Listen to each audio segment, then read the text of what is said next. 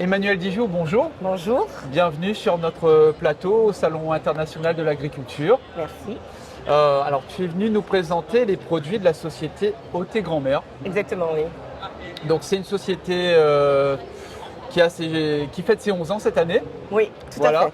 Mais Déjà. qui est restée mais qui est restée une société, on va dire, qui Authentique. travaille de manière authentique, de manière artisanale. Tout à fait, oui, exactement. Ça veut dire quoi? Ça veut dire que Ça veut dire que tout est fait à la main, tout est fait à la de manière, main. On achète les produits avec nos producteurs de la Réunion, partenaires, les agriculteurs et les artisans. On transforme le produit, donc tout est préparé, découpé, nettoyé, épluché à la main. D'accord. On le transforme, donc cuisson ou pas cuisson, en fonction, ça dépend de la recette du jour. Et une fois que c'est fait, on le met en bocal directement, toujours à 3 bassins. Et on ferme, on étiquette et voilà, ça nous donne un produit fini, comme vous voyez ici, 100% local et 100% artisanal.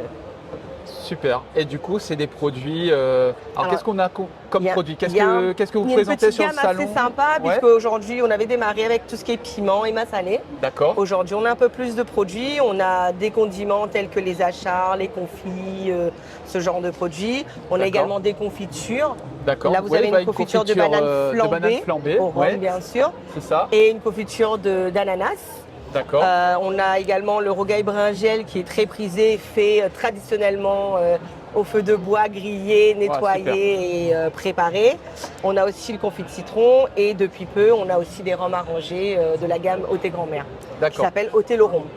Et ce qu'on a voulu mettre en avant, c'est les différentes particularités qu'on peut trouver comme personnalité à La Réunion. Là, en l'occurrence, pour le ananas vanille, on l'a appelé le zoréole. Pour celui-là, le yam chouchou, c'est pour le banane passion. Exactement, oui, c'est ça. D'accord. Donc après, on a le Catherine Dauphin également et une quatrième référence. D'accord. Et Catherine Dauphin, c'est quoi? Juste pour savoir, il y a du piment dedans? Le Catherine Dauphin, non, c'est le passion gingembre. D'accord. Donc tu as fait des petits échantillons pour qu'on puisse goûter. J'ai préparé des petits échantillons de dégustation. Donc ici, tu vas retrouver un piment vert Combava. D'accord. Ici, rouge Combava, donc piment Réunion, donc costaud. Hein. D'accord. Ok, bah allez, je goûte. Allez, je t'accompagne. Moi, je prends le piment vert Combava. Donc, et moi, c'est rouge Combava. Ok, traditionnel. Tradition, le goût de la Réunion en bouche. C'est ça. Allez. Il fait transpirer. Ok. Ça chatouille un peu, mais bon. Non, c'est bon. Non, c'est bon. C'est bon. Il y a le bon goût de piment à la pâte. On voit, c'est très bon. Et puis ça, je veux dire, ça marche bien. C'est un produit que les gens aiment goûter, ils viennent chercher. On est là pour mettre la Réunion en l'air de toute façon. Eh oui, c'est ça.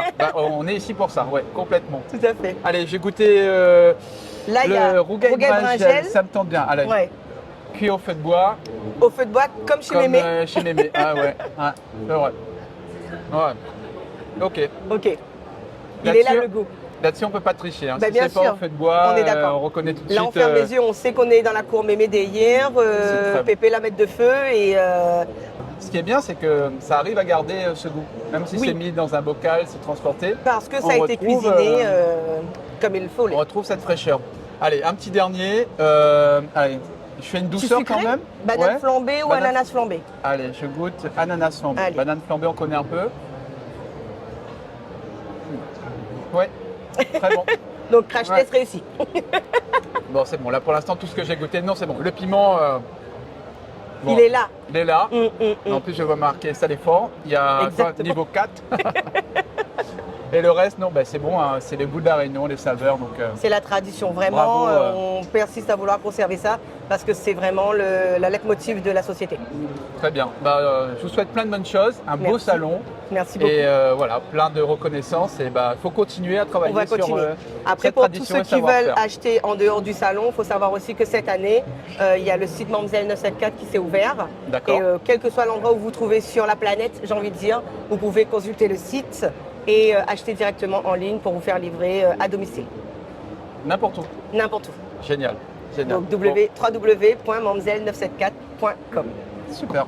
Manuel, merci. Beaucoup. Allez, bon salon à toi. Merci. À bientôt. Et à bientôt. Merci. Richard Laurette, merci d'être avec nous aujourd'hui pour parler de ton travail, de ton stand et de l'entreprise Les Cabots Scellés. Oui. Alors les Cabots Scellés, qu'est-ce que c'est pour ceux qui ne connaissent pas? Alors bonjour. Qu'est-ce que vous faites? Donc nous on est faiseurs de chocolat. Donc en fait, l'idée, c'est de sourcer des fèves de cacao, des cabosses, pour produire une tablette de chocolat de A à Z. Ce que l'on va mettre en avant sur nos tablettes de chocolat, c'est d'abord le terroir. Le terroir issu de différentes plantations. Donc on source nos fèves et l'idée, c'est de mettre en avant le profil aromatique de la fève à travers une tablette de chocolat. Donc on travaille plusieurs plantations. On a plusieurs tablettes de chocolat qui ont des profils aromatiques beaucoup plus complexes que les seuls arômes amertume et chocolat. Et cette complexité-là, on l'hérite directement de la plantation. Donc notre travail, c'est vraiment de mettre en avant le terroir. Alors des plantations qui sont de la Réunion, hein, ce sont des cabosses, du chocolat qui a été récolté alors oui, là pour, à la le coup, Réunion. ouais, là pour le coup, vous avez un chocolat 100% réunionnais et donc 100% français. D'accord. Donc on va récupérer les cabosses directement avec les agriculteurs. Donc on a une équipe pour ça. On fait ce que l'on appelle de la fermentation et du séchage. Donc ça, c'est une partie plutôt un G agronome. Et on arrive à produire à peu près 300-400 kg de masse de chocolat de la Réunion sur lequel on va venir faire de la tablette que l'on propose aux Réunionnais, à la diaspora réunionnaise qui est ici sur le salon, mais aussi au grand public métropolitain. D'accord. Ce que tu me disais aussi, alors faiseur de chocolat, couverturier, c'est celui qui va vraiment récolter la fève, qui va la transformer, qui va faire lui-même son chocolat. Et c'est on va dire c'est une niche. Hein. Là par exemple sur le SIA, tu me disais vous êtes deux à faire ça quoi. Hein. Ouais. Donc, couverturier, c'est l'idée d'aller travailler directement la fève. Donc nous on va même plus loin puisqu'on va aller chercher la cabosse pour la Réunion. Et généralement ce métier est réalisé par des industriels. Oui, donc les industriels réalisent de la couverture, donc c'est des blocs de chocolat que connaissent les pâtissiers et chocolatiers, puisque c'est là-dessus que les pâtissiers et chocolatiers vont aller sourcer leur chocolat pour derrière faire des bonbons, des produits fourrés, etc. Donc nous l'idée, on prend ça à contre-pied, on se dit qu'on va faire de la fève directement une tablette que l'on propose au grand public. Donc c'est un peu le fait d'innover sur le métier de couverturier pour proposer directement un produit de terroir au grand public. D'accord. Alors les produits, qu'est-ce que vous avez fait? Vous avez transformé la fève, donc ça on le voit, ouais. Mais vous l'avez aromatisé, vous l'avez perfectionné, vous l'avez donné des saveurs un peu complètement. Alors là, ce que l'on a ici, c'est le chocolat de la Réunion. D'accord. Donc on n'a que 2 ingrédients. Donc ça, il faut le savoir, c'est un savoir-faire. On est 10 en France à savoir le faire. Il y a uniquement de la fève et du sucre. Pas de beurre de cacao ajouté, pas de conservateur, pas d'arôme ajouté, rien. Et le profil aromatique que vous allez voir ici est directement lié à la fève de cacao. Alors ça veut dire que c'est un chocolat le plus brut possible. Ouais, c'est ça, j'allais dire le plus naturel, le plus concentré qu'on pourrait retrouver. Et concentré, c'est le bon mot. Puisque comme vous n'avez pas de beurre de cacao ajouté, ça en fait une tablette hyper dense qui est censée couper la satiété. Donc on est sur ce fameux adage, consommez moins mais consommez mieux. Chez nous, vous prenez une tablette de chocolat, vous en mangez un carreau après le repas, c'est censé couper la satiété et vous n'allez pas finir votre tablette devant une série, devant un film. Oui, c'est ça, il n'y a pas de graisse ou de sucre qui vont permettre de donner encore un peu plus d'appétit. On sent qu'il est... il est dense, ouais, il est dense. Vous est voyez indirectement. Et on vise des hauts pourcentages en cacao. Parce qu'on souhaite vendre, c'est vraiment un produit brut et pas du sucre. Donc là, ici, vous avez un 80%, un chocolat noir 80%. Et on a rajouté ce fameux piment oiseau que l'on trouve sur les marchés forains de l'île. Et là, l'idée, c'est d'aller trouver le bon accord. Et pour le coup, là, quand on déguste ce chocolat, on a d'abord le chocolat qui vient et ensuite le piment oiseau qui se révèle plutôt au fond du palais, pas au niveau des lèvres ni au niveau de la langue. Donc on a un beau mariage du chocolat avec du piment Latour, comme on dit. En gros, on a la douceur du piment, on n'a pas le piquant, quoi. Mais c'est surtout qu'il s'exprime après le chocolat. D'accord. Donc on est sur un bel équilibre. Et puis là, j'ai ramené quelque chose d'autre, c'est le chocolat noir au géranium. Géranium du labyrinthe enchanté, qui est également exposant sur ce salon. Oui. Et lui, c'est complètement l'inverse. Donc le côté fleuri va apparaître en début de dégustation. Et le chocolat, lui, va s'exprimer après. Donc on va aller chercher de la complexité au niveau du palais, au niveau du sensoriel, pour montrer aussi aux gens que les accords, ça se fait intelligemment et qu'on arrive parfois à trouver des choses hyper intéressantes sur des produits hyper identitaires de l'huile de la Réunion. C'est ce qu'on voit sur le salon. Hein. On a plein d'artisans qui ont des produits, mais qui arrivent à les transformer, les associer, avoir des saveurs, des mélanges vraiment typiquement locaux et identitaires. Exactement. Bon, Richard, merci beaucoup d'être venu, nous avoir présenté les produits et un beau salon à toi.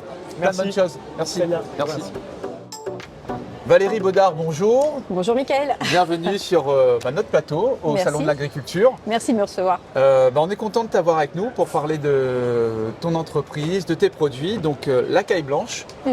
Mais toi, ton métier, c'est artisan, confiseur chocolatier. C'est ça. Et du coup, alors qu'est-ce que ton métier t'a amené à réaliser et à proposer sur ce salon? Alors sur ce salon, le produit que je voulais mettre en avant, parce que pour moi ce sont des produits qui me portent, c'est le cœur de la tradition réunionnaise et puis ce sont mes racines. J'ai voulu mettre en avant la canne à sucre. Donc moi je suis confiseur et je ne pouvais pas imaginer qu'en tant que confiseur réunionnaise, je ne sache pas travailler la canne à sucre. Donc du coup, ouais, et puis surtout que je ne sache pas faire du galabé. Enfin, pour moi, ça aurait été la honte interplanétaire, quoi, voire universelle. Et donc du coup, j'ai demandé à papa de planter différentes variétés de cannes dans le jardin, puisqu'en fait, moi, je suis, c'était un peu mon ancien métier où on aime bien régler la précision, la finesse, le détail.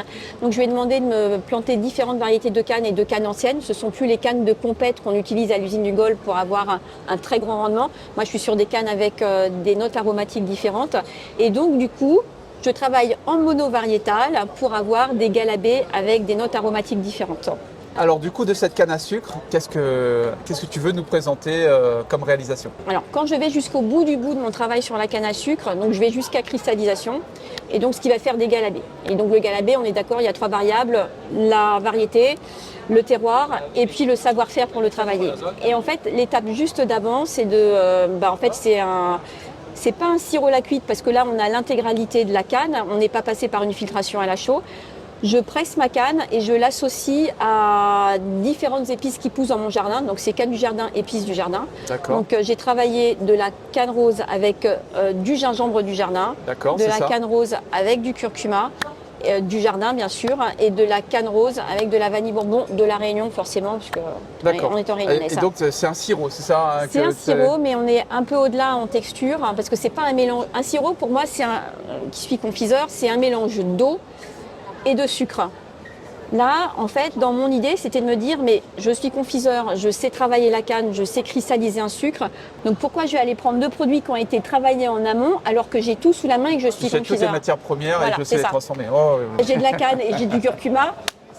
Et ça va matcher. Allez, on y va. Ok. Et on y va. Et très bien. Donc, alors une reconnaissance peut-être déjà sur ce salon des produits qui ont été valorisés, reconnus.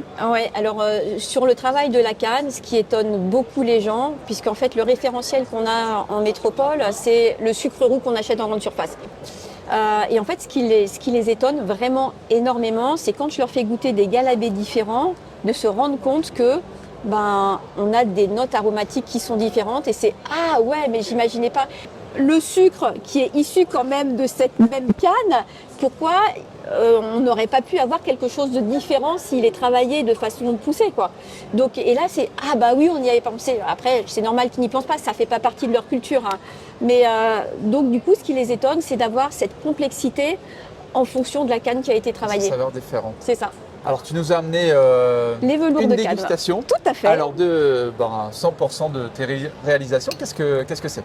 Alors, je t'ai apporté du velours de canne à la vanille bourbon de la Réunion. Et donc, je vais te le faire goûter. Allez, je veux bien.